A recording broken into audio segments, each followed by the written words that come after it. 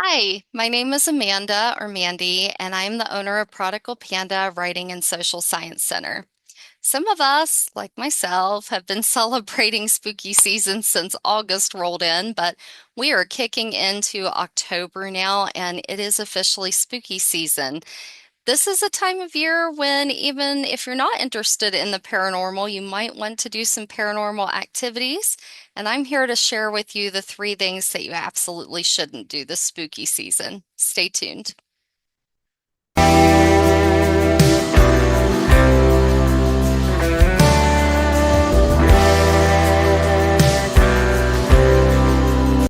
So we are in October and it is spooky season. Now, the three things that I'm going to talk to you about today are things that paranormal investigators would not do at any point of the year. But for somebody who doesn't know much about the paranormal world or just kind of dabbles in it, these are some helpful reminders of ways to make sure that you are safe this spooky season. So we're going to just do the three top things that you shouldn't do in spooky season or any other time. The first one is we're not going to go to any place we are not given permission to be. That sounds so simple, and there's two reasons that we don't want to do that. The first is it's illegal. Now, go to YouTube, and I guarantee you're going to find dozens of videos of people sneaking into places that they're not supposed to be because they can't get permission to investigate there. And it may be because the owner doesn't want you to investigate there. It may be because the buildings are in such bad shape that it's not safe for you to be in there. Whatever the reason, if you are an investigator that's sneaking onto a property, it is not looking good for the paranormal community. Back in Victorian times is when paranormal investigation was pretty much born, and it was born out of scientists. They wanted to explain paranormal phenomena. They wanted to understand how it fit into our concept of religion. And even during that time, and honestly today too, the religious community they were very confrontational back in the Victorian era, and they kind of are that way today as well, depending on what community you are involved in, whatever your religion may be. And the scientists of that time thought that their colleagues, and I am using the word colleagues because the people that investigated paranormal happenings back in the day were the scientists that were coming up with inventions and discoveries, just like our hard sciences today, biology, chemistry, physics. These were scientists, but their colleagues thought that they were a little crazy because they wanted to investigate the paranormal, which clearly didn't exist. So we are still building a reputation for ourselves as scientists in the paranormal investigation community.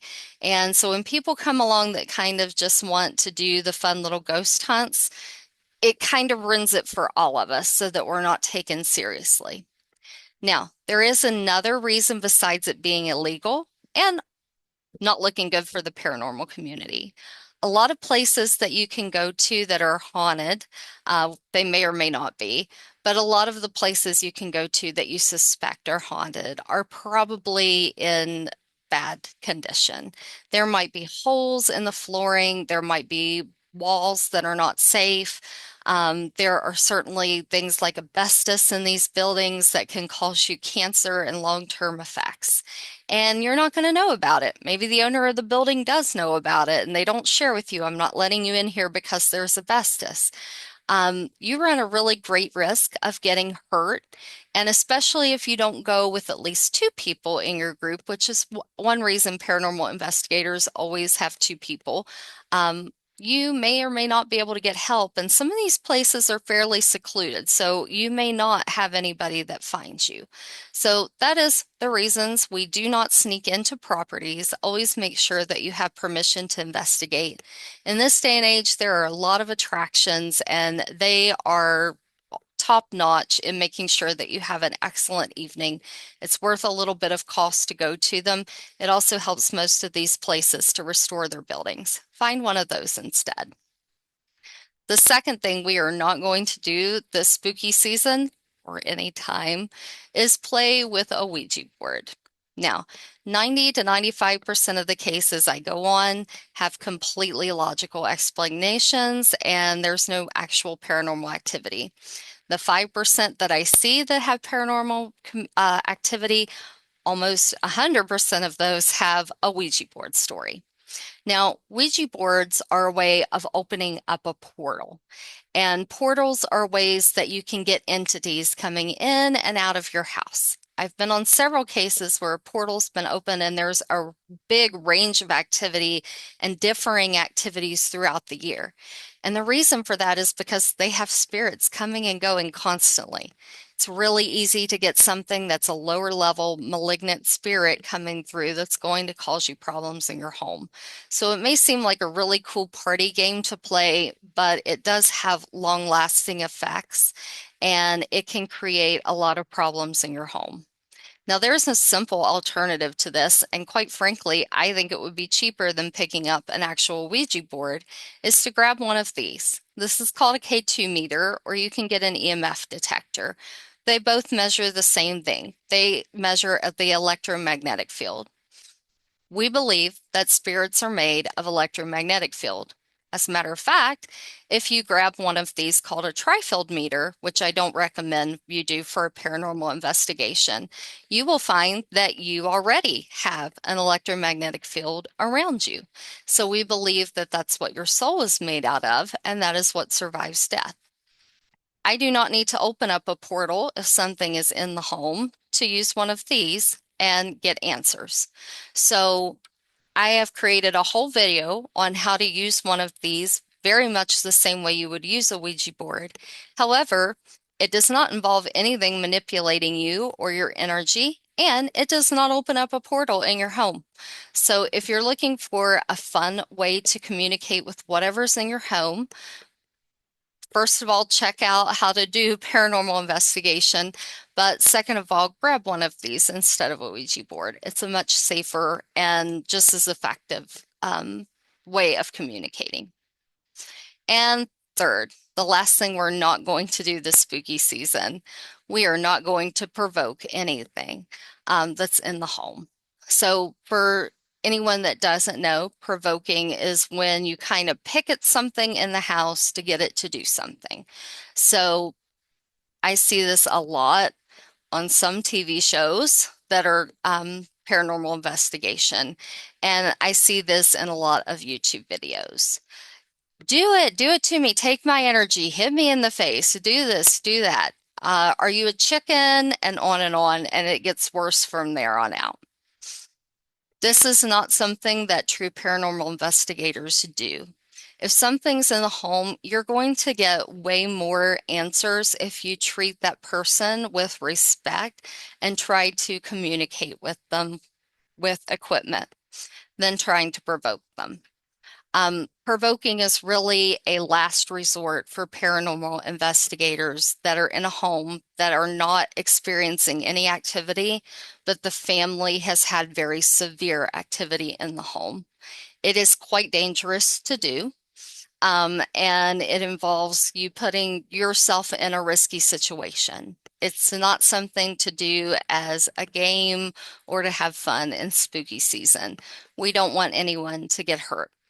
It should be used sparingly and in the most extreme cases. I've only had to provoke a couple of times, and I've been doing this for 17 years.